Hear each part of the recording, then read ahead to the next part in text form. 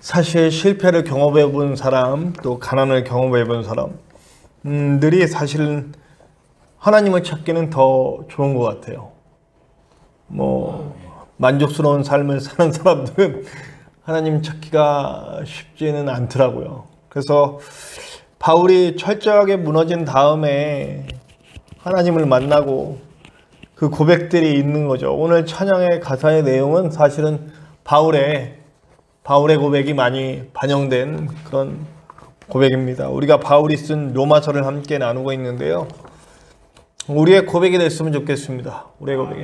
내가 없기 때문에, 내가 가난하기 때문에, 내가 연약하기 때문에 내 하나님이 되실 수 있다라는 거 얼마나 감사합니까? 그렇게 감사한 마음으로 살 수 있는 저와 여러분들 되시기를 간절히 축원합니다.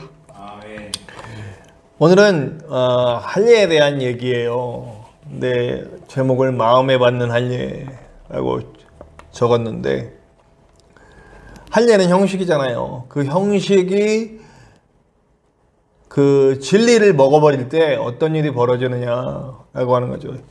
유대인들은 사실은 특권과 사명을 가졌어요. 우리가 오늘 읽지 않은 18절에 보면 율법의 교훈을 받아 하나님의 뜻을 알고 지극히 선한 것을 분간하며 라고.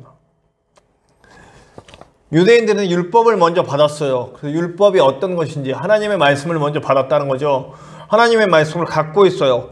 그래서 그 말씀의 뜻이 뭔지를 먼저 배웠다는 거예요. 알았다는 거예요. 굉장히 좋은 특권이죠.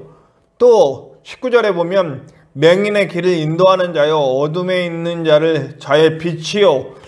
실제적으로 말씀을 받고 그 말씀을 삶에 적용해서 삶에서 하나님을 보여줄 수 있는 권리와 특권과 의무를 가졌다는 겁니다.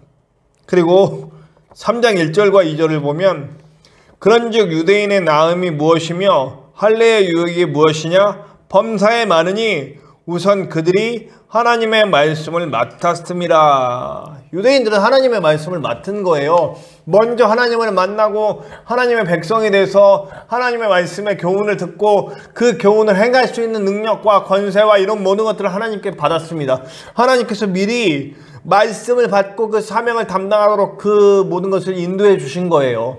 그러니까 유대인들은 그런 권한과 특권을, 사명을 가진 거죠. 그리고 신명기 4장 6절을 보면 너희는 지켜 행하라. 이것이 여러 민족 앞에서 너희의 지혜요 너희의 지식이라. 그들이 이 모든 규례를 듣고 이르기를 이 큰 나라 사람은 과연 지혜와 지식이 있는 백성이로다 하리라. 자, 이미 구약 성경에 이 토란을 통해서, 그러니까 그 모세오경을 통해서 이미 우리에게 말해준 거예요. 하나님의 말씀을 받은 백성들이 하나님의 말씀대로 살면 하나님의 말씀이 이루어져서 세상 모든 사람들이 하나님을 알게 된다는, 우리 그 백성을 통해서 하나님을 알게 되는 역사가 나타난다는 거죠. 네, 하나님의 역사를 알게 되는 역사가 나타난다는 건데요.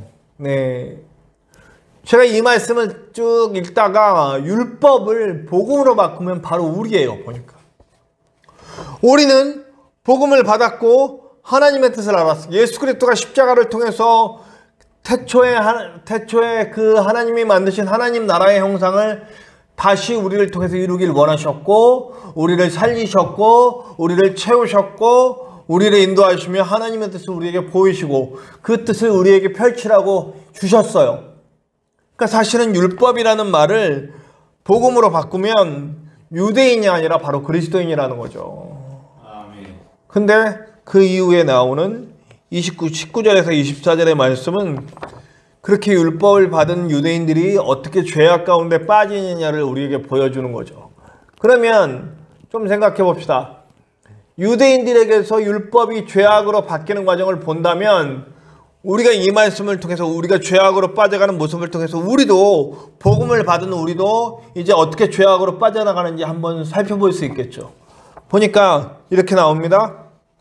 19절 20절에 이 앞에 우리가 말한 율법을 교훈으로 받았고 맹인의 길을 인도하고 어둠의 빛이 되며, 그리고 하나님의 말씀을 맡았고 그 말씀을 통해서 이제 세상 모든 사람들에게 말씀의 빛을 비추는 자가 되어 하나님을 보이는 자가 되어야 되는데, 어떻게 표현하냐면 20절 마지막 부분에 보냐면 스스로 믿으니 이렇게 표현하고 있어요. 스스로. 하나님의 은혜로 예수 그리스도의 보혈로 그 십자가로 나를 인도해 주는 성령의 은혜로 가는 게 아니라 스스로 자기가 빛이 되고 자기가 선생이 되고 자기가 능력이 되고 자기가 말씀이 되는 겁니다. 교만이죠. 은혜를 교만의 도구로 바꾸는 거예요. 그러니까 이 유대인들이 가장 큰 실수는 뭐냐면 끝까지 하나님 아래에 있는 하나님의 인도하심을 받아야 될 사람이라고 생각을 해야 되는데 율법의 정신은 없어지고 율법의 글자만 나왔습니다. 그러니까 자기네만 선한 거예요. 자기네만 구원받는 백성입니다. 다 동물들이에요. 다 쓰레기들이고 다 악마들이에요. 자기네만 천사고 자기네만 하나님의 백성인 거죠. 지금도 그래요. 자기네만 구원받는 선민의식, 그릇된 선민의식이 가득 차 있죠. 그런데 스스로에게는 적용하지 않습니다. 말씀의 잣대를 사실은 가장 먼저 자신에게 들이대고 자기 자신을 돌아봐야 되는데 자기 자신을 돌아보지 않고 다른 사람들에게만 잽니다. 너는 이래서 죄인이고 너는 이래서 죄인이고 우리는 하나님의 말씀 받고 하나님 말씀대로 살기 때문에 우리는 의인이야 이렇게 얘기하고 있다는 거죠. 근데 의인이라고 하면서 스스로에게는 말씀의 잣대를 들이대지 않습니다. 21절 22절에 보니까 그러면 다른 사람을 가르치는 내가 내 자신을 가르치지 아니하느냐? 도둑질하지 말라 선포하는 내가 도둑질하며 간음하지 말라 말하는 내가 간음하느냐? 우상을 가증히 여기는 내가 신전 물건을 도둑질하느냐라고 얘기하고 있습니다. 우리 그리스도인들이 얼마나 많이 하나님께서 주신 말씀 사랑하라, 섬겨라 딱 두 가지 말씀으로 요약. 이건 뭐 제가 평생 동안 설교 때마다 얘기해야 될 말입니다. 우리 하나님께서 우리 예수님께서 분명하게 두 가지 말씀하셨어요. 하나님을 네 목숨보다 사랑하고 그리고 내 이웃을 내 몸처럼 사랑해라. 이 두 가지 복음에 다 들어있어요. 끝난 거예요. 근데 그걸 안 해. 하나님보다 날 사랑해. 입으로는 하나님 얘기하지만 하나님을 이용해서 내 육신의 안락함을 추구하려고 그러는 거죠. 이웃을 사랑한다 그러면서 이웃을 사랑한다는 말만 하고 행동으로는 이웃의 것을 뺏어서 내 것을 채우려는 일들을 하고 있습니다. 유대인들이 했던 똑같은 행동을 우리가 하고 있는 거예요. 그러면 어떻게 됩니까? 23절 24절에 율법을 자랑하는 내가 율법을 범함으로 하나님을 욕되게 하느냐? 기록된 바와 같이 하나님의 이름이 너희 때문에 이방인 중에 모독을 받는도다. 와, 유대인들 때문에 하나님이 모독을 받고 있어요. 야, 니들이 믿는 하나님은 안 믿어. 니들이 믿는 하나님, 니들만의 하나님, 니들한테만 복되고 다른 사람 다 죽여버리는 하나님 난 안 믿어. 그리스도인들도 마찬가지라는 건 똑같다는 거예요. 똑같이 뭐예요? 지금 우리가 믿는 하나님 못 믿겠다는 거예요. 세상 사람들이. 그런 하나님 난 못 믿겠다. 인터넷에 조금만 들어가도 무슨 우리 기독교와 관련된 기사가 조금만 뜨면 바로 댓글이 엄청 달립니다. 그 댓글들의 대부분은 니들이 믿는 하나님은 니들이나 믿어라 이겁니다. 우리의 삶, 우리의 이런 잘못된 행실을 통하여서 다른 사람들이 예수님 못 믿게 만들고 있는 엄청난 죄입니다. 우리 때문에 예수를 못 믿어요, 사람들이. 우리가 향하는 행동, 말, 이런 모든 것들 때문에 예수를 못 믿어요. 우리가 저지른 악행, 제가 지난 수요일 날도 말했는데, 우리가 예수님 믿으면서, 일제시대에는 일본에 붙어가지고 친일파 노릇하고, 군사 독재 시대에는 군사 독재에 붙어가지고 그 독재에 빌붙어서 사는 사람들이 되고, 지금은 또, 말도 못하죠. 아주 수시로운 그런 모든 일들을 우리가 하면서 예수님 믿으라고 하면 예수님 믿겠습니까? 니네들이나 믿어라. 이렇게 얘기하죠. 결국, 순종이 없는 말로만의 믿음은 아주 개똥 같은 믿음입니다. 이것 때문에 교회도 죽고 우리 하나님 욕먹고 있다는 거죠. 마태복음 7장 20절과 20절부터 23절을 보면 이러므로 그들의 열매로 그들을 알리라. 나더러 주여 주여 하는 자마다 다 천국에 들어갈 것이 아니요 다만 하늘에 계신 내 아버지의 뜻대로 행하는 자라야 들어가리라. 그날에 많은 사람이 나더러 이르되 주여 주여 우리가 주의 이름으로 선지자 노릇하며 주의 이름으로 귀신을 쫓아내며 주의 이름으로 많은 권능을 행하지 아니하였나이까 하니 그때에 내가 그들에게 밝히 말하되 내가 너희를 도무지 알지 못하니 불법을 행하는 자들아 내게서 떠나가라 하리라. 저에게 집중 조명을 해주려고 왜 갑자기 조명이 꺼지죠? 네, 제가 이 말을 사실은 처음에 이 말을 처음 제가 이렇게 마음에 외우게 된 경험이 있는데 이게 뭐냐면 여호와 증인하고 이렇게 말하다 여호와 증인이 이 구절을 들어서 얘기하더라고요. 주여 주여 하는 자마다 천국에 들어갈 수 없다. 근데 그 사람들은 그러니까 여호와 증인을 믿어야만 된다 뭐 이렇게 하는 거예요. 하나님 뜻대로. 여러분 여기 말씀이 어디 여호와 증인 참 이거는 말씀을 받은 사람이 말씀대로 행하는 그 열매가 있어야 된다는 걸 얘기하는 거죠. 열매가 없는 사람 순종은 열매로 드러난다는 거예요. 말씀에 순종이 있는 자는 그 삶의 열매로 드러난다는 거예요. 그러니까 어떤 일이 벌어져야 됩니까? 예수님 믿는 사람들이 가면 그 사람들 슬퍼하는 사람들이 기쁨을 얻는 일들이 일어나야 돼요. 아멘. 어떤 공동체에 정말 기막히게 어려운 일이 생겨서 아픔과 고통이 있으면 예수님 믿는 사람들이 그 가운데 들어가서 그들의 아픔과 고통을 치유하고 회복을 일으키는 그런 일들이 일어나야 돼요. 나눔과 다툼과 분쟁과 전쟁이 있는 곳에 예수님 믿는 사람들이 가면 거기서 화해가 일어나고 화목이 일어나고 하나됨이 일어나야 되는 거예요. 위로가 필요한 곳은 위로가 있고 그리고 생명이 필요한 곳은 생명이 있고 그런 일들이 일어나야 되는 거예요. 열매가 나타나야 되는 거예요. 그런데 우리 예수님 믿는 사람들이 가는 곳에 분쟁이 일어나. 예수님 믿는 사람들이 가는 곳마다 싸움이 일어나고요. 저는 그래서 십자군 전쟁을 아주 좋지 않은 믿음의 행위라고 생각합니다. 물론 전쟁을 통해서 이슬람을 때려부시려고 우리는 이슬람에 대해서 굉장히 경계를 해야 됩니다.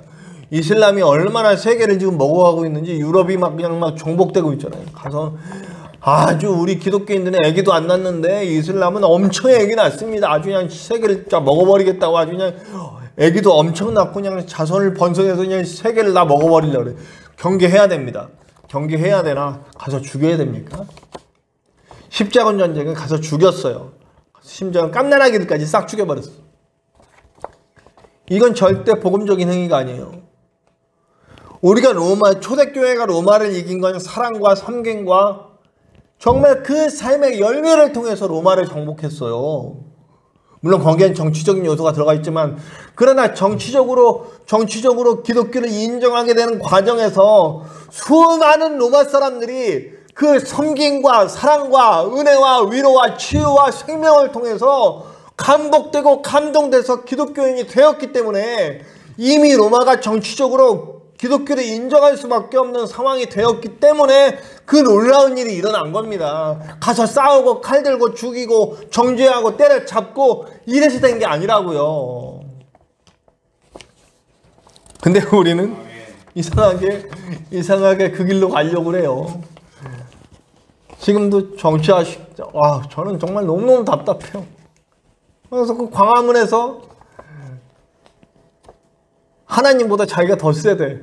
어떤 분이서 얘기는 안 하겠어요. 하나님 가만 안 둬! 나 참 미치겠습니다. 네. 하나님이 진짜, 주님, 우리 하나님이 얼마나 진짜 마음이 아프셨을지.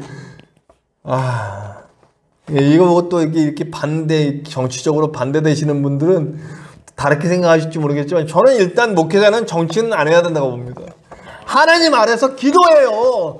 정말 안 되겠다고 생각하면 광화문에 나가지 말고 여기 성도들 모아가 함께 눈물 흘려 기도해. 나라를 위해서 기도해야죠. 왜 광화문에서 하나님 가만 안 둬 이런 얘기를 왜 합니까? 얼마나 세상 사람들이 보면 정말 미쳐버립니다. 저것들 때문에 내가 예수 안 믿어. 믿을 수가 없어요, 예수님을. 정말 너무너무 답답합니다. 또 제가 또 흥분했어요. 예, 흥분하면 안 되는데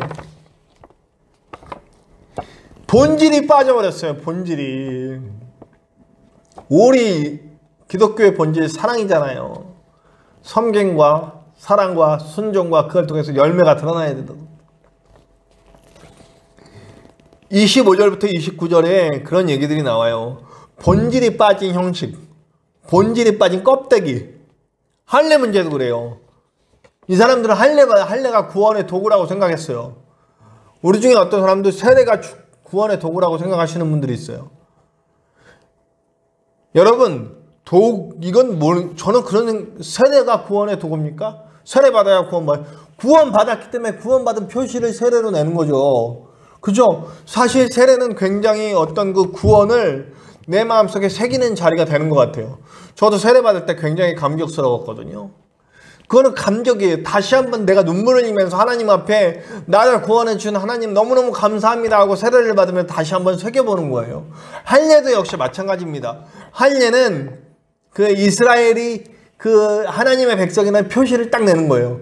할례를 받을 때 감사와 감격이 있는 거죠. 예배도 마찬가지입니다. 예배도 우리가 드리고 있는 지금 이 예배가 어떤 모습의 예배인지 생각을 해보자는 거예요. 그냥 앉아서 1시간 딱 앉았다 가는 거면 그건 예배가 아니에요. 오늘 이 시간 제가 전하는 하나님의 말씀을 통하여서 우리가 나누는 찬양을 통해서 저는 아까 그 진리가 부르는 그 찬양에 앉아있는데 눈물이 막 주님, 그 눈물이 날 수 있는 그 감격과 감동이 예배 가운데 있어야 된다는 거죠. 우리가 지금 어디서 혹시 인터넷으로 예배드리고 있는 분들이 있다 그러면 여러분 지금 이 시기에 정말 어렵죠. 직접 나와서 예배드리는 거하고 전혀 다르니까요. 그러나 어느 곳에든 인터넷으로 예배건 아니면 어디서 홀로 예배하고 있건 그 예배 가운데 하나님을 만나는 감사와 감격이 있어야 그게 진짜 예배지. 아멘. 아무리 여기 대단한 찬양팀이 오고 대단히 막 꿍깡꿍깡 되고 있는 그냥 모든 시스템이 다 채워진 예배라 할지라도 그냥 맹숭맹숭 앉았다 가면 예배 아니라는 거죠. 그 형식이라는 거죠. 그걸 깨버려야 된다는 거죠. 종교개혁을 일으킨 이유가 뭐예요? 형식주의에 빠져있는 베드로 성전 때문에 사실은 그랬어요. 그 로마에 있는 베드로 성전, 대단하죠. 그거 짓겠다고 면죄부 팔고, 썩은 거죠. 썩었어. 종교가. 커다란 거, 규모, 크고, 위대해 보이는 것들 쫓아가다가 예수님을 잃어버렸어. 예수가 없어져 버렸어요. 커다란 성전에 십자가는 있는데 예수는 없어. 그럼 우리 지금 모습을 바라보자는 거죠. 우리는 지금 어떤가? 크고 위대하고 대단한 것들 같은 것들이 남아있기는 한데 정말 예수가 우리 안에 있는가? 저는 우리 창대한 교회는 아주 작은 교회, 남자 셋이 앉아서 예배드리고 있습니다. 지금. 근데 제 기도에 매일 밤 또 새벽에 일어나서 기도하는 것은 주님, 우리 교회는 큰 교회 되지 말게 해주시고 예수가 있는 교회 되게 하여 주시옵소서. 예수가 중심이 되는 교회 되게 도와주시옵소서. 예수 그리스도의 복음이 십자가의 보혈이 강같이 흐르는 교회 되게 하여 주시옵소서. 그것이 흘러 넘쳐서 이 주변의 모든 이들을 예수 그리스도의 복음으로 변화시킬 수 있는 교회 되게 해 주시옵소서. 그래서 오늘 말씀이 28절 29절을 보면 무릇 표면적 유대인이 유대인이 아니요 표면적 육신의 할례가 할례가 아니요 오직 이면적 유대인이 유대인이며 할례는 마음에 할지니 영에 있고 율법 조문에 있지 아니한지라 그 칭찬이 사람에게서가 아니요 다만 하나님에게서니라. 눈에 보이는 거 아니라는 거죠. 율법 조항들이 아니라 율법에 담겨진 하나님의 마음이라는 겁니다. 그냥 너 예수님 믿고 구원받았어 강의 이렇게 계속 얘기해서 구원받았다라고 생각하는 그것이 구원이 아니라 내가 정말 예수 그리스도의 보혈로 말미암아 내 죄를 깨닫고 내 죄의 그 심각성과 내 죄의 그 그 정말 추악함과 이런 걸 깨닫고 그걸 용서해 주시기 위해서 십자가를 주신 예수님의 사랑이 얼마나 감격스럽고 감사한가에 대해서 고백하고 주님께 나오는 거, 이게 복음이라는 거죠. 그것이 필요하다는 거죠. 그것이 마음에 알려고 마음에 새래고 내 중심에서 하나님을 만나는 겁니다. 그럼 지금 우리가 필요한 것이 뭡니까? 지금 우리가 필요한 건 하나님께 감사와 감격과 회개의 마음으로 하나님 앞에 서는 거예요. 나를 바라보는 거죠. 나를 바라봐야 됩니다. 마지막으로 3장으로 넘어가면 1절부터 8절까지 해서 이제 유대인들이 이런 방식으로 정당화를 해요. 어떤 정당화냐면 할례 받으라고 그러니까 할례를 받아서 그것으로 구원받겠다는데 그게 뭐 어떠냐? 할례의 유익은 사실은 아까 얘기했듯이 뭐라 그랬어요? 할례는 내가 세례를 통해서 다시 한번 구원의 감격과 감사를 깨닫고 하나님 앞에 다시 서는 것이며, 그리고 인침이라고 그랬다고요. 표시내는 거라고요. 저는 11조도 마찬가지라고 생각합니다. 11조 해야 됩니다. 그런데 11조를 복받는 도구로 하면 그건 나 이제 하지 말아요. 11조를 복받는 도구로 하기보다는 내 모든 소유가 내 것이 아니라 하나님 것입니다라고 딱 인치는 거예요. 내 소유가 내 것이 아님을 고백하는 고백이 바로 11조라는, 그런 의미에서 세례와 할례는 그런 의미가 담겨있다. 인치는 거죠. 하나님께 인치는 거예요. 그런 유익이지 그것으로 인해서 구원이 아닌데 그것으로 인해서 구원받는다고 생각하는 거죠. 그 다음에 7절을 보면 아주 놀랍습니다. 자, 그래. 그럼 내 불순종으로 말미암아 너희들 예수님이 오셨고 내 불순종으로 말미암아 하나님이 사셨네. 유다도 마찬가지예요. 내가 예수님을 팔음으로써 예수님이 십자가를 지셨으니 나는 하나님을 들어 나는 구원이네. 물론 유다는 하나님께서 기회를 주셨죠. 예수님이 기회를 주셨는데 기회를 발로 차버리고 자살을 해버렸으니까 어쩔 수 없는 거고요. 여러분, 이런 게 얼마나 궤변입니까? 내가 죄를 졌기 때문에 하나님의 의가 드러났으니 괜찮지 않느냐?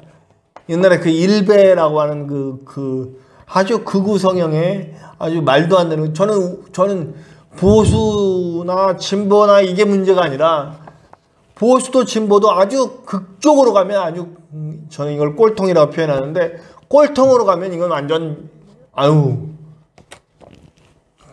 보수든지 진보든지 항상 자기 자신을 돌아볼 수 있는 사람이 진짜 최고입니다. 기독교인의 필수는 자기 자신을 돌아봐야 된다. 자기 자신을 못 돌아보고 그냥 막 이렇게 일베가 이슈가 되니까 이제 그것을 반대쪽에서 남성 쪽에서 이렇게 서 있는 거잖아요. 그러니까 여성 쪽에서는 또 이렇게 뭐 워마드니 뭐 이런 메가린이 이런 사이트가 만들어졌어요. 똑같이 하는 거예요. 미러링이라고 그러는 거죠. 그 일베에서 아주 나쁜 말과 행동을 했듯이 여성 측의 입장에서 남자를 대항해서 똑같이 하는 거예요. 그러면서 누가 그러더라고요. 그런 식으로 해서 이슈화가 됐으니 된 거 아니냐. 저는 이런 논리가 제일 싫어요. 왜 사랑과 은혜로 덮어주지 못하고 사랑과 은혜로 이것을 바꾸지 못하고 항상 극단적인 방향으로 가는지. 우리 기독교에서도 얼마나 극단적인 방향으로 많이 갑니까? 이거 하나님이 제일 싫어하십니다. 뭐라고 표현하냐면 3장 7절 그들은 정죄받아 마땅하니라. 우리 그리스도인들 지금 정죄받아 마땅합니다. 정죄받을 만해요. 개독이라고 불릴만 합니다. 그럼 우리 한 사람 한 사람이 시작해야 될 거예요. 뭘 시작해야 됩니까? 다시 초대교회로 돌아가서 말씀 중심으로 돌아가서 말씀 안에서 사랑하는 자, 섬기는 자, 베푸는 자, 내주는 자, 아까 말대로 순종의 열매를 맺히는 자들이 생겨나야 됩니다. 우리가 가서 위로가 되고 화합이 되고 또 생명이 되고 능력이 되는 그런 삶을 살아야 할 줄로 믿습니다. 오늘 한 사람이 필요합니다. 저와 여러분 한 사람이 그 일을 담당합시다. 그 일을 담당해 나갈 때 하나님의 놀라운 은혜가 나타나게 될 줄로 믿습니다.